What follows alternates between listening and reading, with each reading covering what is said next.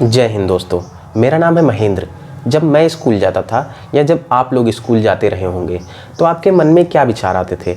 आपके मन में कहीं ना कहीं ये सवाल आता रहा होगा कि यार कल टेस्ट हुआ था, उसका आज रिज़ल्ट कैसा आएगा, या जो एग्ज़ाम्स आने वाले हैं उसकी हम लोग तैयारी कैसे करें, या ये सवाल आता रहा होगा कि आज हम लोग लंच में क्या खाएंगे, या लंच के बाद जो हमको टाइम मिलेगा उसमें हम कौन सा खेल खेलेंगे।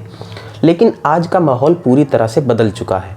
आज के बच्चों के मन में राजनीतिक भावनाएं आने लगी हैं, उनके मन में सांप्रदायिकता पैदा होने लगी है। ऐसा ही एक इंसिडेंट देखने को मिला है हमें कर्नाटका में, दी हिजाब कंट्रोवर्सी। आज हम इसी बारे में विस्तार में बात करेंगे, तो चलिए शुरू करते हैं। दुनिया में ऐसी बहुत सी संस्कृतियां हैं जिसमें औरतों को अपने सिर और बाल ढककर रखने की बात कही जाती है। ऐसी ही एक संस्कृति है इस्लाम। इस्लाम में औरतों को अपने पति व पिता के अलावा दूसरे अन्य मर्दों के सामने अपने आप को ढककर रखने की बात कही जाती है। ऐसे में वो एक खास किस्म के कपड़े का इस्तेमाल करती हैं, जिनको आप बुर्का भी बोलते हैं, जिनको हम नकाब भी बोलते हैं, या जिनको हम हिजाब भी बोलते हैं। लेकिन इस कंट्रोवर्सी को समझने से पहले सबसे पहले हमको इन तीनों में अंतर समझना होगा कि हिजाब, बुर्का और नकाब ये तीनों क्या क्या होते हैं। तो आइए चलते हैं, पहले हम जानते हैं कि ये तीनों क्या क्या हैं। पहले हम समझते हैं नकाब और बुर्के को। नकाब एक ऐसे किस्म का कपड़ा होता है जिसमें औरतों का सर और चेहरा पूरी तरीके से ढका होता है, लेकिन देखने के लिए आंखों के सामने खुला सा रहता है। वहीं बुर्का जो होता है वो नकाब के जैसा ही होता है। जहां नकाब में आंखों के सामने खुला रहता है, वहीं बुर्का में देखने के लिए आंखों के सामने भी एक जालीदार पट्टी लगा दी जाती है जिससे आर पार देखा जा सके। और तीसरा आता है हिजाब। हिजाब एक ऐसा कपड़ा होता है जिससे सिर्फ सर और बाल ढके जाते हैं। जैसे हिंदुओं में घूंघट होता है, वह घूंघट जो माथे तक आता हो। कई देशों ने बुर्का और नकाब को ऑलरेडी बैन कर दिया है सिक्योरिटी रीजंस की वजह से, और कुछ देशों ने यह भी कहा है कि यह वुमेन एम्पावरमेंट के खिलाफ होता है। ऐसे में बुर्का और नकाब को ऑलरेडी कई सारे देशों में बैन किया जा चुका है। अब आइए चलते हैं कर्नाटका इंसिडेंट की तरफ। इस कंट्रोवर्सी में जानते हैं कि क्या हुआ। 31 दिसंबर 2021 को कुछ 6 मुस्लिम स्टूडेंट्स को कर्नाटका के उडुपी जिले के पीयू कॉलेज में एंट्री नहीं दी जाती है, यह कहकर कि उन्होंने ड्रेस कोड का प्रॉपर से पालन नहीं किया था। उससे पहले कर्नाटका गवर्नमेंट ने कर्नाटका एजुकेशन एक्ट 1983 के सेक्शन 133 क्लॉज 2 के बेसिस पर 2013 में एक रूल पास करती है। वो सारे स्कूल्स में ड्रेस को कंपलसरी कर देती है। उसी रूल में मॉडिफिकेशन करते हुए कर्नाटका गवर्नमेंट ने दिसंबर में एक रूल लाती है जिसमें से वो हेड स्कार्फ्स यानी सर पर ओढ़ने वाले कपड़ों को ड्रेस में से हटा देती है। इसी पर ये पूरी कंट्रोवर्सी बेस्ड हुई है। पूरा हिजाब का जो मैटर है वो इसी एक रूल की वजह से हुआ है। इसी बेसिस पर उन 6 गर्ल्स स्टूडेंट को, 6 मुस्लिम स्टूडेंट्स को कॉलेज में एंट्री नहीं दी जाती है। पीयू कॉलेज के प्रिंसिपल रुद्र गौड़ा बताते हैं कि ये 6 मुस्लिम स्टूडेंट्स इस रूल को फॉलो नहीं कर रही थी, इसलिए इनको कॉलेज में एंट्री नहीं दी गई। 3 जनवरी 2022 को कोप्पा डिस्ट्रिक्ट के कुछ कॉलेजेस में कुछ हिंदू कम्युनिटी के स्टूडेंट्स भगवा कलर का कपड़ा पहनकर आते हैं। उनका कहना होता है कि अगर मुस्लिम कम्युनिटी को हिजाब पहनने की आज़ादी है तो हमें भी भगवा पहनने की आज़ादी दी जाए। 6 जनवरी 2022 को ऐसा ही एक इंसिडेंट मैंगलोर के कॉलेज में भी देखने को मिलता है। 19 जनवरी 2022 को एक मीटिंग ऑर्गेनाइज की जाती है पेरेंट्स, स्टूडेंट्स, गवर्नमेंट ऑफिशियल और स्कूल मैनेजमेंट के बीच में, ताकि हिजाब के इस मैटर को सॉल्व किया जा सके। लेकिन जो लोग इस मीटिंग में पार्ट लेते हैं वह बताते हैं कि इस मीटिंग का कोई रिजल्ट नहीं निकलता है। 26 जनवरी 2022 को कर्नाटका गवर्नमेंट एक कमेटी का गठन करती है और स्टूडेंट से रिक्वेस्ट करती है कि वो स्कूल में जाना शुरू करें बिना किसी प्रोटेस्ट के। वो जो रूल आया है उसको फॉलो करें तब तक जब तक कमेटी कोई अपना डिसीजन ना दे दे। जनवरी 31 को कर्नाटका हाई कोर्ट में एक रिट पिटीशन फाइल किया जाता है एक मुस्लिम स्टूडेंट्स के द्वारा।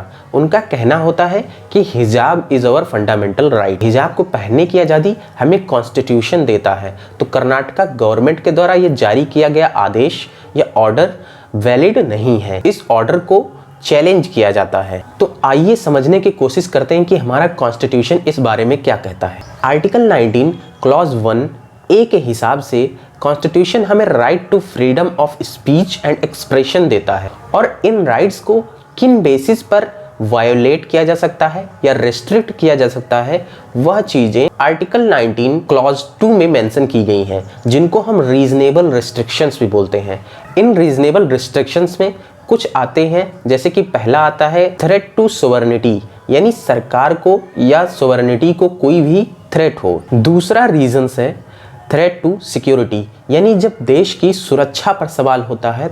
और तीसरा आता है थ्रेट टू पब्लिक ऑर्डर, यानी जब पब्लिक ऑर्डर को कोई नुकसान पहुंच रहा हो। चौथा पॉइंट आता है कंटेम्प्ट ऑफ कोर्ट, जब कोर्ट के किसी भी डिसीजन का कंटेम्प्ट हो रहा हो, यानी उसके डिसीजंस का वायलेशन हो रहा हो। फिफ्थ पॉइंट आता है वायलेशन ऑफ द मोरालिटी, जब यह जो आपके freedom of speech and expression है ये मोरालिटी को वायलेट करेंगी, तब पर भी इन पर रेस्ट्रिक्शंस लगाया जा सकता है। तो ये कुछ रीजंस हैं जिनकी वजह से आर्टिकल 19 क्लॉज 1A में जितनी भी हमको फ्रीडम स्पीच एंड एक्सप्रेशन दिया गया है वह रिस्ट्रिक्ट की जा सकती। लेकिन आइए इन रेस्ट्रिक्शंस को हम इस मैटर से, इस इंसिडेंट से जोड़ने की कोशिश करते हैं। क्या थ्रेट टू सोवरेनिटी हो रहा है, या थ्रेट टू सिक्योरिटी हो रहा है, या कंटेम्प्ट ऑफ कोर्ट है? ऐसा कुछ भी नहीं है, क्योंकि हिजाब आज से पहना नहीं जा रहा है या आज पहनने की उसको परमिशन नहीं दी गई है। हिजाब काफ़ी सालों से पहना जा रहा है, हमारे कॉन्स्टिट्यूशन ने इसकी आज़ादी दी है। इन्हीं सब के बीच कुछ ऐसे वीडियोस हमारे सामने आते हैं जिसमें एक गर्ल स्टूडेंट को या मुस्लिम स्टूडेंट्स को कैसे हैरेसमेंट का सामना करना पड़ता है वो देखना पड़ता है, कैसे स्कूल में पथराव होते हैं वह देखने पड़ते हैं, और कैसे अलग अलग चीज़ें हमको देखने को मिलती हैं। आइए हम एक एक करके कुछ वीडियोस पे नज़र डालते हैं। पहला वीडियो है, ये देखिए, इस वीडियो को देखिए। इसमें कैसे एक मुस्लिम लड़की को इतने सारे लड़के मिलकर हैरेस करने की कोशिश करते हैं।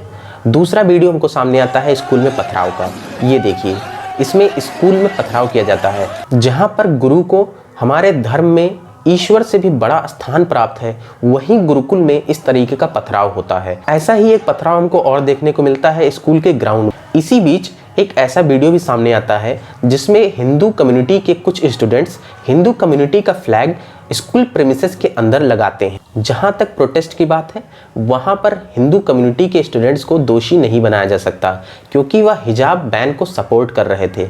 लेकिन स्कूल के अंदर तोड़फोड़ करना, पत्थर फेंकना, पत्थर मारना, स्कूल प्रेमिसेस में एक खास कम्युनिटी का ध्वजारोहण करना और गर्ल स्टूडेंट को हैरेस करना, ये कहीं भी सही नहीं माना जा सकता है। कौन है ऐसा जो ऐसा कहता है कि आप प्रोटेस्ट कीजिए और प्रोटेस्ट में वायलेंस कीजिए, लेकिन बच्चे इस तरीके से डायरेक्टली तोड़फोड़ करें, डायरेक्टली पत्थर फेंकें, ये कॉमन बात नहीं है। इस पे गंभीर विचार होना चाहिए। आइए समझने की कोशिश करते हैं कि आखिर मीडिया या और सारी जो भी न्यूज एजेंसीज हैं वो इसी प्रोटेस्ट, हिजाब प्रोटेस्ट को ही इतना तूल क्यों दे रही हैं। अभी कुछ दिनों पहले यूपी और बिहार में एक प्रोटेस्ट देखने को मिलता है स्टूडेंट्स के द्वारा।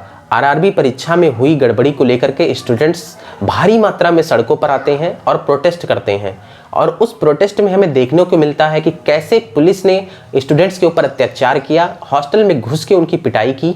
ऐसे में पूरे मामले को डाइवर्ट करके मीडिया सिर्फ हिंदू और मुस्लिम के इस मुद्दे को तूल दे रही है, ताकि आप अपने बेसिक मुद्दे भूल जाइए और सिर्फ हिंदू और मुस्लिम पे ध्यान दीजिए। खैर, इसी सब हिंसा के बीच में, वायलेंस के बीच में कर्नाटका गवर्नमेंट ने 3 दिन तक स्कूलों को बंद रखने की हिदायत दी और धारा 144 स्कूल के इर्द गिर्द लगा दी गई। 9 फरवरी 2022 को कर्नाटका गवर्नमेंट एक ऑर्डर देती है जिसमें कहती है कि स्कूल कॉलेजेस एज यूजुअल खोले जाएं और स्टूडेंट्स जो हैं वो जैसा ऑर्डर आया है उसका पालन करें तब तक जब तक यह केस हाई कोर्ट में चल रहा है। खैर, आइए समझने की कोशिश करते हैं कि आखिर हिजाब को इतनी इंपॉर्टेंस क्यों दी जा रही है। क्या हिजाब बैन हो जाना चाहिए या हिजाब चलना चाहिए? ऐसे में 2 ग्रुप बन सकते हैं। पहला वह ग्रुप जो हिजाब के खिलाफ है और दूसरा वह ग्रुप जो हिजाब को सपोर्ट करता है। अब हिजाब को सपोर्ट करने वाले ग्रुप का यह कहना है कि यह हिजाब जो है वो हमारे ट्रेडिशन का पार्ट है, हमारे कल्चर का पार्ट है, और कुछ वुमेन का कहना है कि वह हिजाब पहन के खुद को मजबूत समझती हैं, सिक्योर फील करती हैं। और इस्लाम में भी सर को ढककर रखने की, बाल को ढककर रखने की बात कही गई है। फिर आता है हिजाब के अगेंस्ट वाला ग्रुप। यह ग्रुप कहता है कि हिजाब जो है वो पैट्रियार्ची सिस्टम को फॉलो करता है और इसकी वजह से वुमेन एम्पावरमेंट पर बहुत बड़ा इफेक्ट पड़ता है। लेकिन यहाँ पर हिजाब के अगेंस्ट जो प्रोटेस्ट हो रहा है वह ना पैट्रियार्ची सिस्टम की वजह से हो रहा है और ना वुमेन एम्पावरमेंट को बढ़ाने के लिए यह प्रोटेस्ट किया जा रहा है, बल्कि यह प्रोटेस्ट इसलिए हो रहा है क्योंकि उनको हिंदू और मुस्लिम में बहुत सारा हेट उत्पन्न करना है। और यह पहली बार नहीं है जब कर्नाटका में धर्म को लेकर के ऐसा विवाद देखा जा रहा है। 25 दिसंबर क्रिसमस सेलिब्रेशन के दौरान ऐसे कई सारे इंसिडेंट सामने आते हैं जिसमें देखा जाता है कि हिंदू कम्युनिटी या एक पार्टिकुलर कम्युनिटी के कुछ लोग स्कूल प्रेमिसेस के अंदर जा करके क्रिसमस सेलिब्रेशन को वायलेट करते हैं, उसमें बाधा डालते हैं। ऐसे में गवर्नमेंट की ड्यूटी होती है कि वह इंडियन सेकुलरिज्म को मजबूत करने की कोशिश करे और देश में कम्युनल बेस्ड जो अपराइजिंग्स हो रही हैं उनको एंड करने की कोशिश करें, हमारे यूनिटी और प्रॉस्पेरिटी को मेंटेन करें और यूनिटी इन डाइवर्सिटी जो हमारा स्लोगन है, जो स्लोगन पूरे विश्व में फेमस है, उस स्लोगन को मेंटेन करने की कोशिश करें, उसको सिक्योर करने की कोशिश करें। आज 15 फरवरी 2022 है। आज भी यह केस कर्नाटका के हाईकोर्ट में चल रहा है। हिजाब को अलाउ करने वाली पार्टी का आर्गुमेंट है कि हिजाब को स्कूल यूनिफॉर्म के कलर के अकॉर्डिंग ही सही बट अलाउ कर देना चाहिए और यह एक वैलिड पॉइंट भी बन जाता है क्योंकि इससे ना किसी के ट्रेडिशन, ना किसी के कल्चर और ना ही किसी के रिलीजन पे कोई इफेक्ट पड़ना चाहिए। और अगर हिजाब को स्कूल यूनिफॉर्म के कलर के अकॉर्डिंग भी नहीं अलाउ किया जाता है तो यह देखने वाली बात होगी कि क्या इसका कोई इफेक्ट मुस्लिम गर्ल्स स्टूडेंट की एजुकेशन पे पड़ेगा या नहीं। हो सकता है कुछ ऐसी फैमिलीज हो जिनको अपना ट्रेडिशन, अपना कल्चर बहुत प्यारा हो, ऐसे में वो अपने गर्ल चाइल्ड के एजुकेशन पर रोक लगा दे। खैर, यह देखने वाली बात होगी कि हाई कोर्ट आखिर क्या डिसीजन लेती है। क्या वह हेड स्कार्फ को कंप्लीटली बैन कर देगी और अगर कंप्लीटली बैन कर देती है तो क्या उसमें क्रिश्चियन के स्कार्फ और सिख की टर्बन या सिख की पगड़ी भी शामिल होगी। तो आज के वीडियो में बस इतना ही।